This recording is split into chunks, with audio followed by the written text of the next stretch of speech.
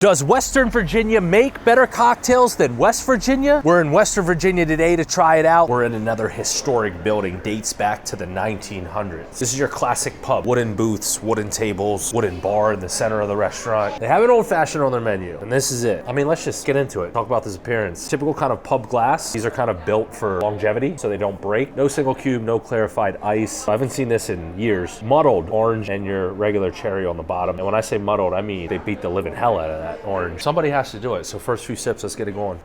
All right, it tastes like maybe they added water or club soda in it. I have a feeling near the bottom is where all the sugar and the sweetness is gonna be, and in the middle is probably the sweet spot, you know, the bourbon of where it should kind of be blended and taste. It's a rough one. I haven't had a rough one in actually a few years, so cheers to all the old-fashioned queens and kings. Let's get it going. He the old-fashioned king, the old-fashioned king.